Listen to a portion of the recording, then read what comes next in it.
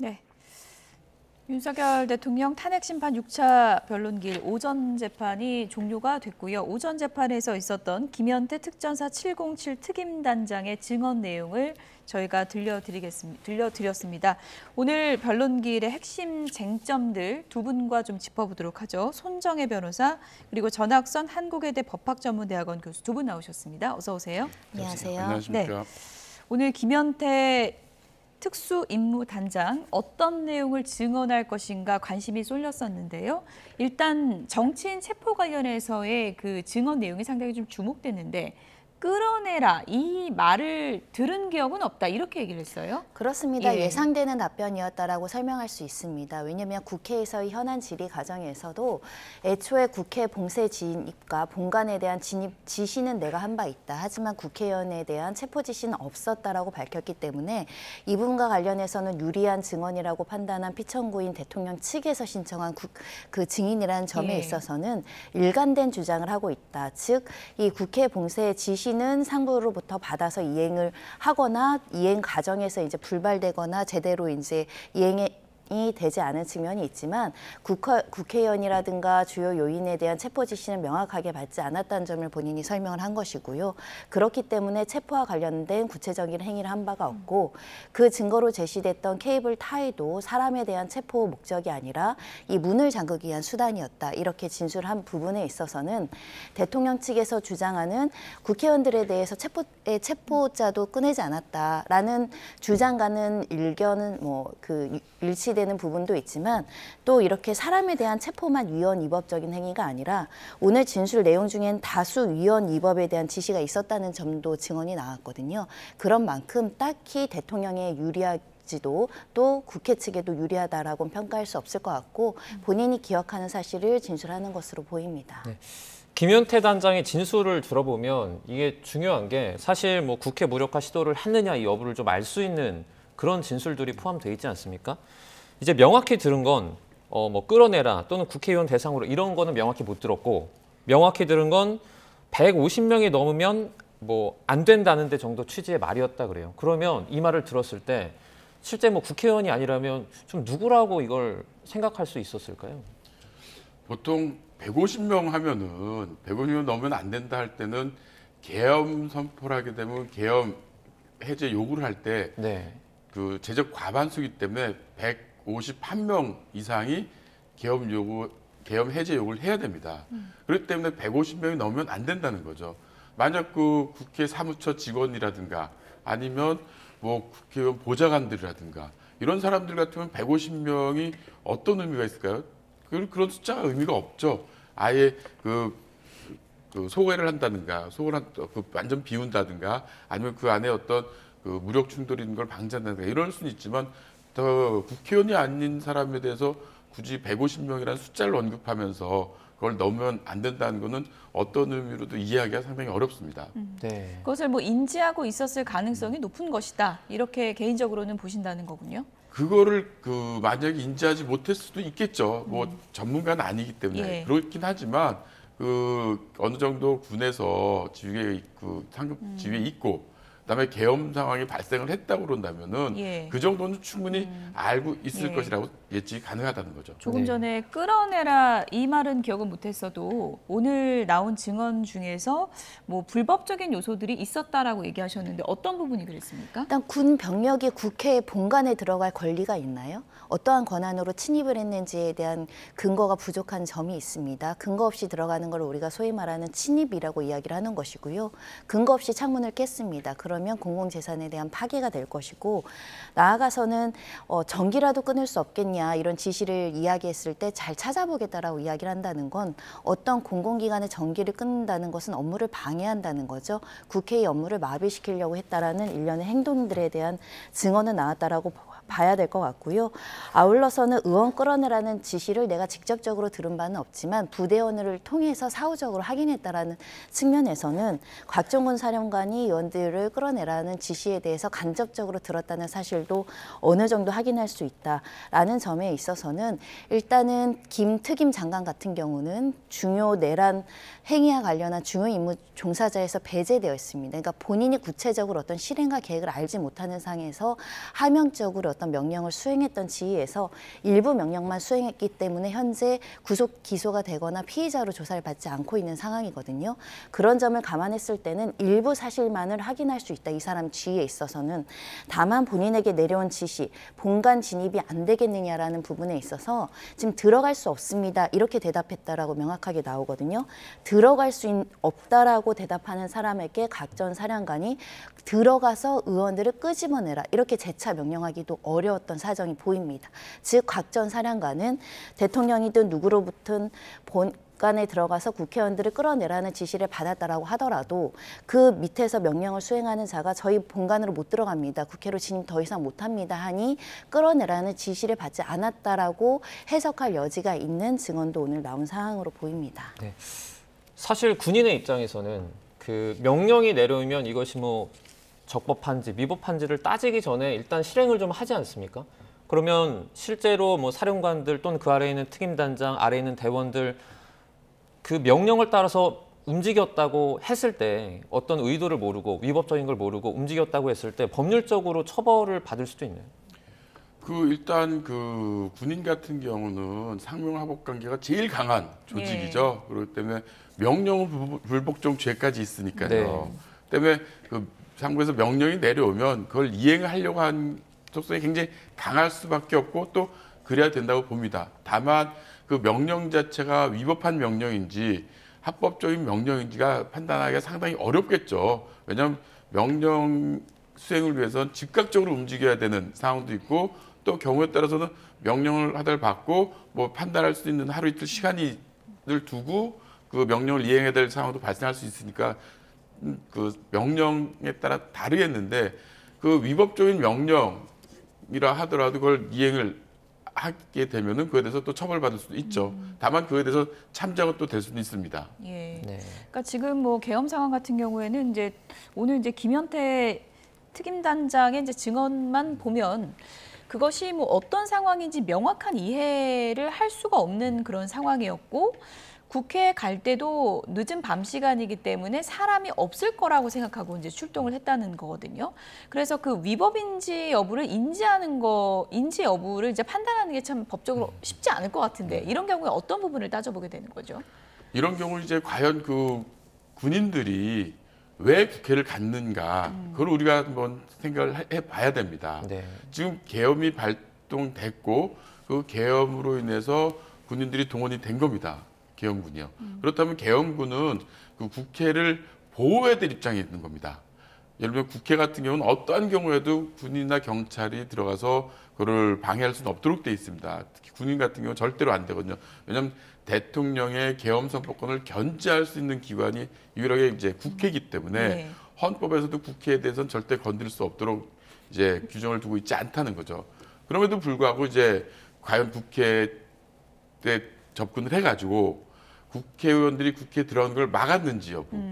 그 다음에 또 국회 계엄군 들어오지 말라고 했는데도 불구하고 창문을 깨고 들어간 이유가 뭔지 그게 굉장히 중요하다 보니까 창문 깨고 들어간 것이 정문을 확보하려고 한 것이다. 뭐 여러 가지 다른 이제 예. 얘기를 지금 하고 있는 겁니다. 예. 네. 정문 확보라는 게 그 제가 이제 듣기로는 김 단장이 실제로 명령을 하단받은 그 가장 직접적인 내용 같아요. 정문을 통제하라라고 표현을 했었는데 그러면 정문을 통제하면 그러니까 국회를 보호한다고 저희가 가정을 하자면 정확히 계엄 상황에서 국회를 보호한다는 건 어떤 적으로부터 보호를 한다고 생각할 수 있어요? 지금 이제 계엄이 발동이 마지막 등에 1979년부터 81년에 이제 네. 하고 이제 거의 이제 45년 정도 그 이제 그 계엄 발동이 앞서서 그런데 계엄이라는 건 예를 들면 전시 상황이다. 전쟁이 발생했다. 아니면 무장 폭동이 발생했다. 이럴 때 이제 계엄을 선포하는 겁니다. 그렇게 되면 그 반정부 세력이라든가 무장 폭도라든가 이런 사람들이 국회를 장악하려고 할 겁니다. 그럴 때 이제 국회를 보호하기 위해서 이제 계엄군들이 동원이 될 수가 있는 거죠. 그래서 국회가 제 기능을 할 수 있도록 보호를 해야 되는 게 계엄군의 기능과 역할이 될 수가 있는 겁니다. 국회와의 관계에서는. 근데 이제 그럼에도 불구하고 국회의원들이 국회에 진입하는 걸 막았다든가 우리는 괜찮다. 지금 국회에서 나가니 아주 평화롭고 아무도 지금 없다. 외곽만 지켜라. 그러면 외곽을 지켰어야 되는 것이지 그거를 창문을 깨고 들어갔다는 거는 이해하기가 굉장히 어려운 상황입니다. 오늘 뭐 곽정문 전 특전사령관이 2시부터 증언을 하기 때문에 구체적으로 어떤 지시를 한 것인지 또 한번 정확히 확인해 볼 수 있는 기회가 될 것 같은데요. 어쨌든 김현태 특임단장 같은 경우에는 그 현장에, 그 시각에 현장에서 지시를 했던 사람이잖아요. 정문 확보 의미와 관련해서 국회의원 출입 제한의 의미는 없었다. 이렇게 또 증언을 했거든요. 그건 어떤 의미라고 보십니까? 그렇습니다. 일단 국회를 봉쇄했던 목적이 굉장히 중요할 겁니다. 그렇기 때문에 내란죄가 성립하려고 한다면 결국은 범죄의 고의성이 있어야 되는 거죠. 국회의원들의 출입을 막고 의결을 방해하려고 했다라고 한다면 김현태 특임장관도 미필적 고의나마 이 내란죄의 고의가 성립할 수밖에 없습니다. 그렇기 때문에 현재 나와서 국회의원에 대한 체포 지시가 있었다거나 국회의원들에 대한 출입을 막으려고 했다라는 진술이 나오면 그것은 자백과 유사합니다. 그런데 현재 수사기관에서는 김현태 특임장관에 대해서는 내란 임무 종사자로 분류하지 않습니다. 그러니까 단순하게 명령을 하달한 자로 보고 있는 지에 있기 때문에 본인 입에서는 의원 출입을 막으려는 의도나 의지가 없었고 그런 지시가 없었다라고 이야기하는 것이 자연스러운 흐름이다라고 말씀드릴 수 있고요. 나아가서 그렇다면 봉쇄의 목적이 무엇이냐라고 이제 질문을 했을 때는 출입금지 목적이 아니라 이 적대적 세력으로부터 국회를 보호하기 위함이었다. 이런 어떻게 보면 대통령 측 주장과 일치되는 답변을 했었거든요. 다만 이 진술과 이 답변과 관련해서 재판관들이 합리적으로 이 진술의 신빙성을 믿을 것인가가 관건이 되겠죠. 말씀드리는 바와 같이 그럼 그 당시에 국회에 상존하는 적대 세력의 위협은 과연 존재했는가? 그 평온하게 국회가 상시적으로 있는 상황에서 뭐 예를 들면 북한이 침입을 한다거나 또는 뭐 과장된 어떤 무력 단체들이 공격을 했다던가 그런 실존의 위협이 없는데 다수의 병력을 배치한 이유가 무엇인가에 대해서 합리적인 설명이 있어야 재판관들이 단순히 국회를 보호하기 위해서 군 병력이 이제 투입된 것이다 이렇게 믿지 않을까라는 생각을 하고요. 그런 측면에서는 사실은 단순하게 명령을 지시를 받고 하다라는 사람의 위치에선 전반적인 구조에 대해서는 알 수 없는 지에 있다. 그렇기 때문에 오늘 나온 증언 중에도 누가 지시를 했는지도 명확하지 않고 화상회의 내용도 나에게 직접 내가 화상회의에 참여하지 않았기 때문에 알 수 없다. 이런 증언으로 그친 것 같습니다. 신빙성이 관건이다 이런 말씀 해주셨는데 김현태 특임단장이 그 전에 그러니까 국회에서 계엄 직후에 의원을 데리고 나오라는 지시를 받았다라는 취지의 말을 한 적이 있거든요. 그런데 오늘 이제 국회에서 당시에는 국회 압박 때문에 예라고 말을 한 거다 이렇게 진술을 했습니다. 어떻게 보면 과거랑 현재랑 진술의 어떤 취지라든지 좀 이렇게 달라진 건데 그러면 신빙성이 좀 떨어질 수도 있는 거 아닙니까? 그 증인의 이제 증언이 과거에 이제 그 언론이라든가 인터뷰 그랑 또 지금 헌법재판소에서 증언을 할 때 증인으로서 증언할 때 차이가 있다는 거는 신빙성이 굉장히 떨어진다는 거죠. 네. 그래서 국회의원들을 끄집어내라고 한 지시를 받았다면은 그거는 정말 국회의 그 업무를 방해하려는 게 명백하기 때문에 그럼 내란죄가 성립될 가능성이 상당히 높거든요. 네. 그렇기 때문에 국회의원들을 끌어내라는 지시를 받은 적은 없다. 아니면 의원이 아니라 요원이다. 뭐 이런 여러 가지 지금 다른 이야기를 함으로써 그걸 벗어나려고 하고 있는 거라고 봅니다. 그것은 김현태 특임단장이 한 얘기는 아니기 때문에 그렇죠. 잠깐 혼선을 줄 수 있다는 점 좀 정리를 하겠습니다. 예. 예. 네, 그리고 이 부분도 좀 여쭤보도록 하겠습니다. 케이블 타이 같은 경우에 그거를 왜 가지고 갔냐라고 이렇게 질문을 했을 때 문을 잠그기 위해서 가져갔다라고 이렇게 말을 했는데 보통 이렇게 작전을 할 때도 실제 뭐 케이블 타이로 문을 잠근다든지 할 수도 있는 부분이잖아요. 그러면 이 부분을 이제 보시면서 헌법재판관들은 좀 어떤 식으로 좀 받아들였을까요? 그래서 군 작전할 때 여러 가지 도구들이 많이 필요하겠죠. 네. 그래서 케이블 타이도 필요할 테고 뭐 좀 전에 오전에 그래서 실탄이랑 공포탄 어땠냐 여러 가지 이제 질문들이 있었는데 네. 그것이 과연 어떤 용도를 위해서 가져갔는지 뭐 꼭 문을 봉쇄하기 위해서 잠그기 위해서만 가져갔는지 아닌지는 아무도 알 수가 없겠죠. 다만 주로 그것이 어디로 쓰이는 건지 그다음에 그 당시에 지시를 받고 그걸 이행하는 과정에서 어떤 행동을 했는지 그런 거에 따라서 그 케이블 타이의 용도라든가 이런 것들이 많이 이제 다르게 작용될 수가 있겠죠. 네.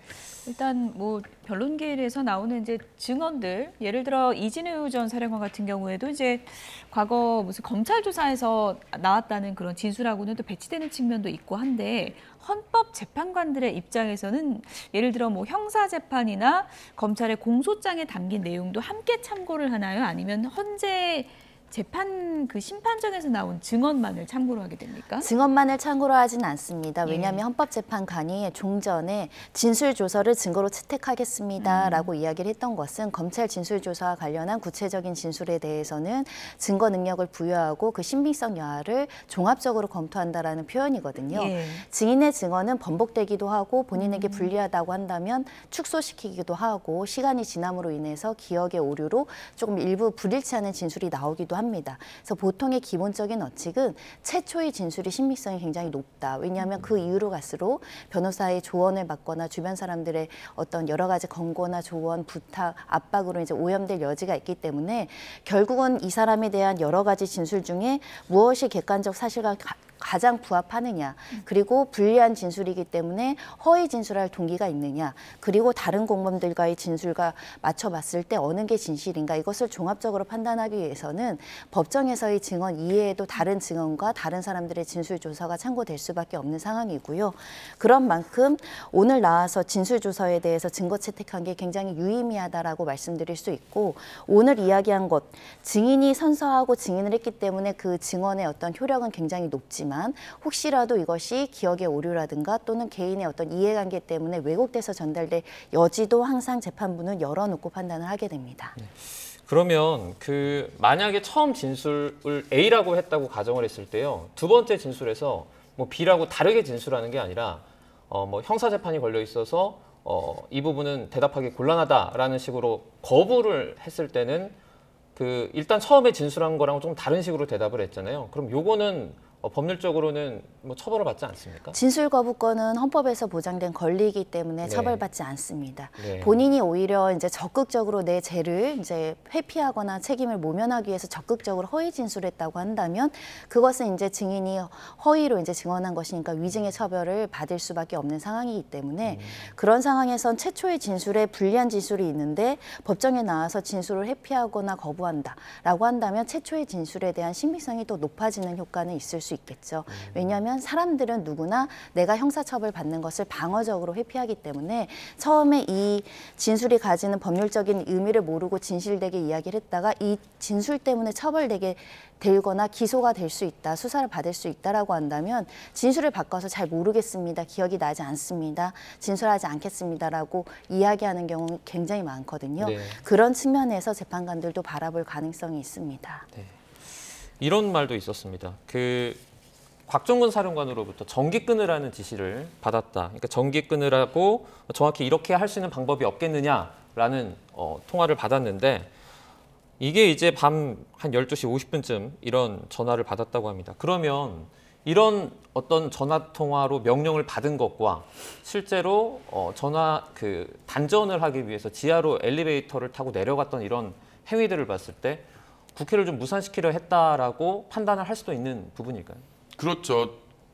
밤 12시에 심야에 전기를 차단하게 되면 그 건물 자체에서 어떠한 활동도 하기가 어렵게 되죠.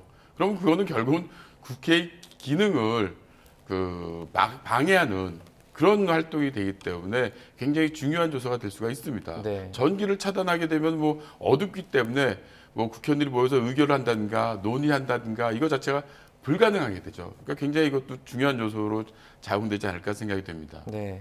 탄핵 심판에서 국회 무력화 시도도 상당히 그 중대한 그 핵심 쟁점으로 꼽히지 않습니까? 제일 중요하다고 볼 수가 있습니다. 네.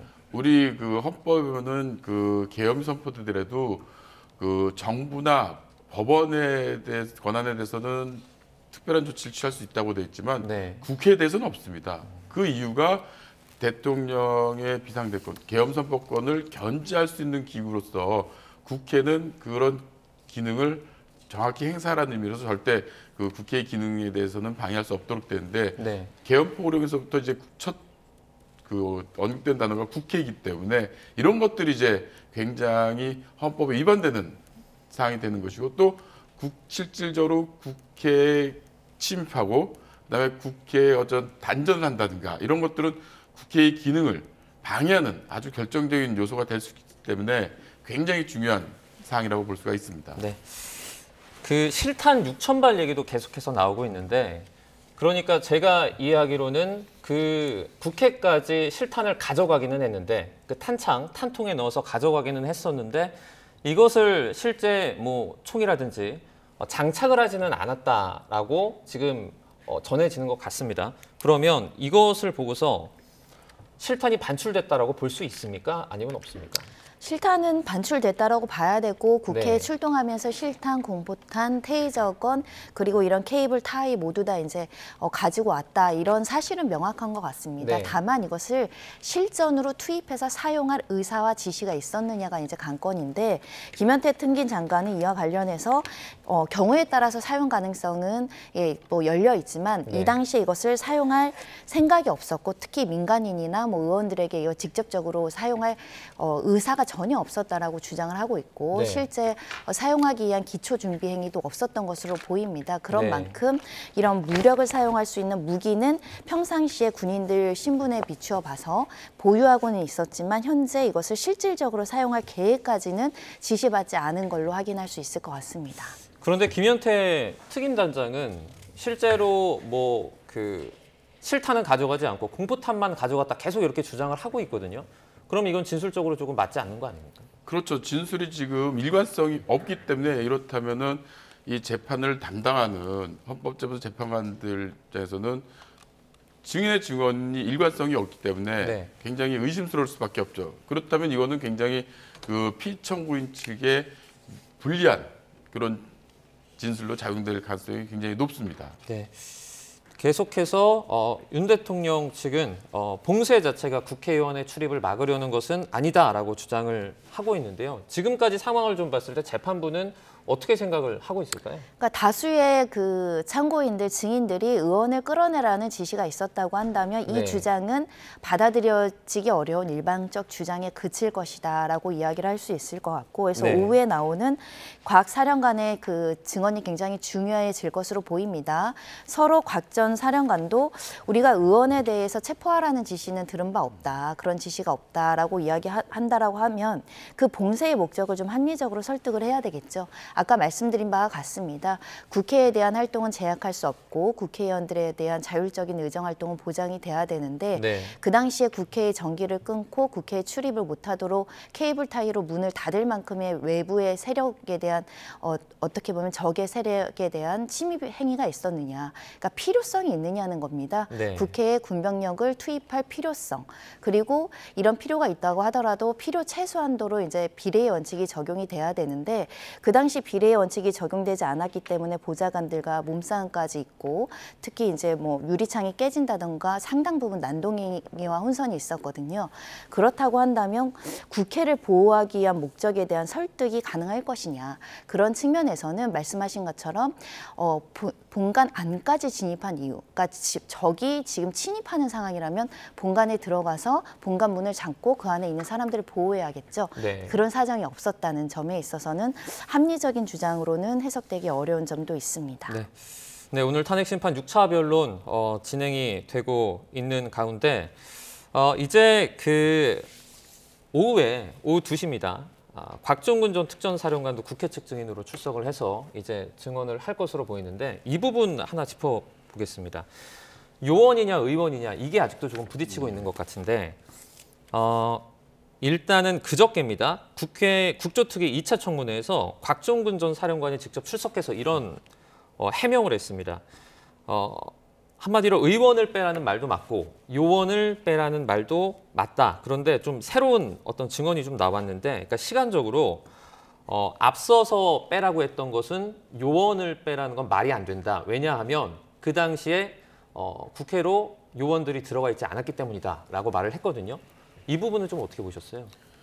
글쎄요, 그 윤석열 대통령 취임하고 나서는 뭐 여러 가지 발언의 그 발음 가지고 네. 많이 지금 문제가 되고 있는데 일단 국회 안에서 그 의원을 끌어내라고 하면 이건 명백하게 국회의 기능을 방해하는 거기 때문에 아마 요원이라고 하지 않았는데 그 요원 같은 경우는 비상계엄 그 발동하고 계엄군이 국회 의사당 안에 아직 들어가지도 않았는데 요원을 끌어내라도 얘기할 수도 없는 것이고 또 설사 요원이 안에 있다 그러면 그 명령을 하더라도 빨리 밖으로 나오라고 해야지 그 요원을 끌어내라고 표현할까요? 네. 그거는 어떻게 해도 납득하기 굉장히 어려운 그런 해명 아닌가 생각이 됩니다.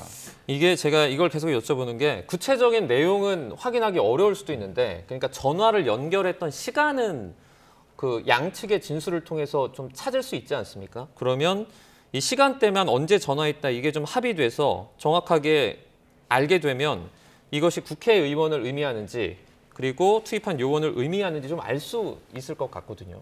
네, 곽종근 사령관은 사실 좀 이 사건 헌법재판소 증인들 중에 현재까지 좀 예외적인 진술의 태도를 보이고 있는 점은 있습니다. 네. 다만 오후에도 그 진술이 일관되게 유지될지 봐야 되는데 다른 앞서서의 사령관 같은 경우는 형사상 불리할 가능성이 있어서 답변을 제대로 하지 않고 회피한 측면들이 있었죠.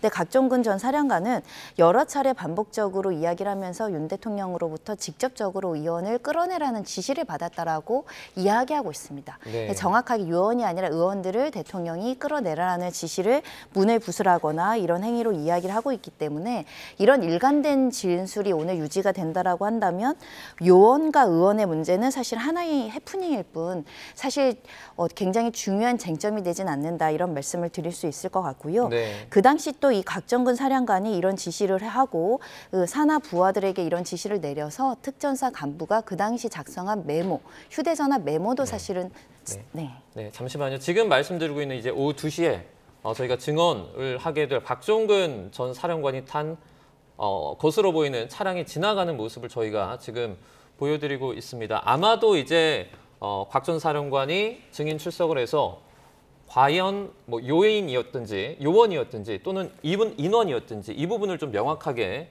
좀 증언을 할 수 있을 것으로 보입니다. 그렇습니다. 의원이라고 이야기할 가능성이 높은 것이 이미 이제 이야기를 하면서 해명을 했던 부분이 있었기 때문에 대통령으로부터 의원을 끄집어내라라는 진술에 대해서는 일관되게 주장을 하거나 또는 이 부분과 관련해서는 뭐 진술 거부권 행사할 가능성은 배제하기는 어렵지만 네. 여러 차례 이야기한 내용을 갑자기 번복하기는 쉽지 않을 것이다 이런 말씀을 드리고 네. 앞서서 드린 말씀은 이 지시에 대해서 물적 증거로서 휴대전화 메모가 확보되어 있다라는 점에 있어서는 또 관련된 정황도 확보되어 있는 만큼 더군다나 앞서 말한 그 특임 장관이 이제 부대 직원들이 들었다고 하는 화상에 의해서 뭐 의원들 끌어내라는 지시를 다른 사람도 들었다는 이야기가 이제 뒷받침되고 있기 때문에 네. 의원에 대한 지시는 있었다라고 해석하는 것이 합리적이지 않을까라는 생각이 들고요. 나아가서는 의원에 대한 이야기는 다른 사람들로부터도 확인되는 측면, 그러니까 지금 검찰에서 조사를 한 그 관련된 그 군 부대 인원이 굉장히 많습니다. 네. 그분들이 반복적으로 이야기를 하고 있기 때문에 네. 이 부분을 진술을 완전히 번복하는 진술은 나오긴 힘들 것 같습니다. 앞서 곽종근 전 특전사령관이 이제 헌법재판소를 방문하는 모습까지 저희가 보여드렸습니다. 일각에서는 곽 전 사령관이 민주당에 회유를 당했다라는 제보가 있다라는 주장도 나오는데 이건 어떻게 보셨어요? 글쎄요, 지금 비상계엄과 관련돼서 이 관련자들을 특정 정당이 회유를 했다. 이거는 좀 이해하기 어려운 주장이 이해하기 어려운 네, 신뢰가 주장이 좀 떨어진다고 그렇죠. 생각하십니까? 떨어지는 네. 주장이라고 봅니다. 물론 이제 그 민주당에도 군 출신 국회의원이 있죠. 그래서 뭐 하다 보면 여러 가지 이제 과거에 근무할 때라든가 이럴 때 인연도 있고 또 부하 직원으로서 같이 근무를 할 수도 있지만 이런 걸 가지고 이제 회유를 했다. 그럼 구체적으로 어떤 장소에서 어떤 식으로 어떤 말을 가지고 그 당사자들에게 회유를 했는지 이거를 밝혀서 얘기를 해야지. 그렇지 않고 그냥 무책임하게 회유했다, 민주당이 회유했다 하는 거는 굉장히 신뢰도가 떨어지는 무책임한 발언이 아닌가 생각이 됩니다. 네.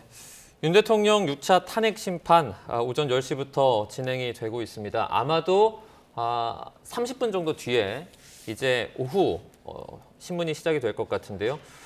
곽 전 사령관이 이제 그 특임단장이 증언한 내용과 아무래도 둘이 직접 통화를 했기 때문에 좀 겹치는 부분이 많이 있을 것 같은데 서로의 어떤 증언을 재확인할 가능성이 좀 높다고 봐야겠죠.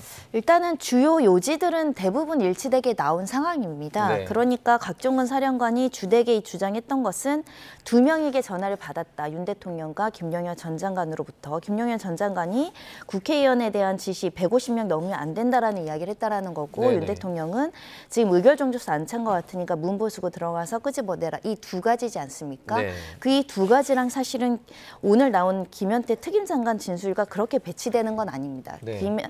김현태 이분이 이제 국회 관련해서 이제 국방위 현안 질의에서 이야기했던 것은 나는 의원 체포 지시는 받은 바 없다. 하지만 국회 봉쇄 지시라든가 본관 진입 시도는 내가 지시했다 이거거든요. 네. 그러니까 서로 모순되진 않습니다. 병립할 수 있는 주장을 하고 있기 때문에 다소 뭐 세부의 기억이나 이런 건 다를지언정 관련해서 김현태 특임 장관이 이 150명에 대해서 들었다라고 오늘 진술하지 않았습니까? 네. 그러니까 어떤 면에서는 곽종군 사령관의 진술과 김현태 진술은 병립 가능할 뿐만 아니라 또 김현태 특임 장관의 진술 중에 150명을 들었다는 취지에서는 이 국회의원 정족수 차지 않았으니까 끄집어내라. 이 진술의 신빙성도 높아질 수 있습니다. 네.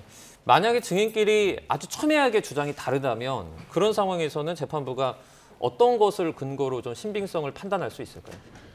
그리고 두 증인 사이의 증언이 서로 상반된 경우에 네. 이제 재판부는 판단하기를 과연 이 증인의 증언이 일관성이 있는 것인지 네. 또 다른 증인의 증언에 일관성이 있는 것인지 그걸 전체적으로 다른 질문의 답변, 증언과 맞물려 가지고 검토를 해가지고 과연 어느 증인의 증언이 일관성인지 이걸 가지고 이제 판단을 하겠죠. 네. 그리고 또 그 증인들의 증언뿐만 아니라 그 정황 증거라든가 다른 증인들의 여러 가지 상황을 종합적으로 고려해가지고 재판부가 판단을 할 것입니다. 네. 윤 대통령 측이 계속해서 주장하고 있는 것이 이번 계엄 때문에 아무 일도 일어나지 않았다라는 주장이거든요. 오늘 변론에서는 좀 윤 대통령이 어떤 주장을 이어나갈 거라고 보십니까? 네, 오전 재판에서는 특별한 의견이 없다라고 이야기를 했는데 네. 오후 재판의 말미에는 어떤 의견을 개진할지는 좀 지켜봐야 될 것 같습니다. 다만 이제 대통령이 의견을 제시하는 의견들이 언론에 공개됨으로 인해서 또 여러 가지 정치적인 공방과 또 이에 대한 비판의 목소리도 나오는 상황이기 때문에 조금 더 이제 정제된 발언을 하지 않을까라는 생각도 해보는 상황이고 네. 특히 이제 마지막에 나오는 경제수석에 대한 어떤 증인신문 말미에는 그 당시에 계엄 선포가 왜 필요했고 정당했는지에 대한 개인적인 의견 정도는 피력하지 않을까 예상하고 있습니다. 네. 오늘은 이제 6차 변론기이고 다음 주에 7차, 8차까지 예정이 되어 있습니다. 그런데 1차부터 5차까지와는 다르게 이제 6차 이후에는 왜 오전 10시부터 시작하게 된 겁니까? 지금 헌법재판소가 오늘 6일 그다음에 11일, 13일은 이제 오전부터 변론을 열겠다고 했습니다. 네. 그래서 그거는 이제 헌법재판소가 집중 심리를 하겠다는 의지를 밝힌 거라고 봅니다. 특히 지금은 이제 대통령이 사고 상황이기 때문에 이거는 어떤 공석은 아니지만 대통령이 직무를 할 수 없는 상황이기 때문에 굉장히 중대한 상황이라고 볼 수 있습니다. 네. 예를 들면 대통령의 공석인 기간은 제한됩니다. 네. 왜냐하면 공석이 되면은 그 순간부터 60일 안에 대통령 선거를 치르도록 돼 있기 때문에 공석인 기간은 제한되지만 사고 기간은 제한이 없습니다. 헌법재판소가 탄핵 결정을 탄핵 심판에 대한 최종 결정을 하기 전까지는 계속 사고시로 가기 때문에 이것이 뭐 6개월을 갈지 1년이 갈지 이건 알 수 없기 때문에 그렇다면은 헌법재판소 입장에서도 어느 정도는 빨리 심판에서 속도를 내서 빨리 이 사태를 종결해야 될 필요가 있기 때문에 아마 변론을 오전부터 해서 집중 심리를 하려고 하는 것 아닌가 생각이 됩니다. 네, 알겠습니다. 윤 대통령 6차 탄핵 심판 기일 저희가 관련해서 실시간으로 좀 전달을 해드렸습니다. 오늘 여기까지 좀 듣도록 하겠습니다. 손정혜 변호사 그리고 전학선 한국외대 법학전문대학원 교수와 함께했습니다. 오늘 고맙습니다. 감사합니다.